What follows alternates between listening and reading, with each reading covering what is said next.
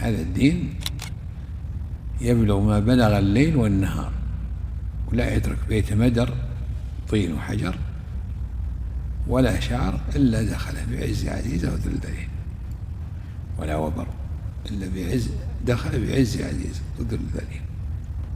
ومن العجائب الأمور اللي صارت هذه اللي يسمى الإعلام، هذا إعلام العالم إذا بأجهزته ووسائله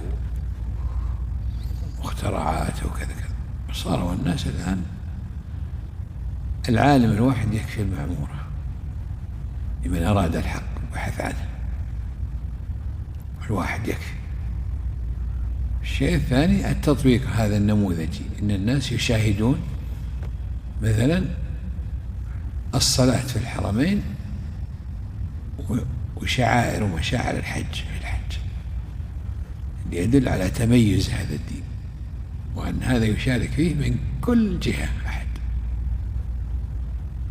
حيث أن الجهة اللي يشارك فيها منها أحد تقوم الحجة عليه.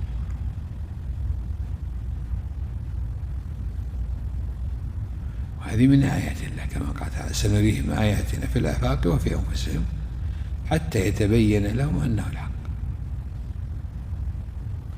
ولذلك الإسلام يمتد ذاتيا، قوته فيه هو، وأنت إن نصرته وشاركت في نشره وتبليغه فأنت المستفيد دنيا وآخرة.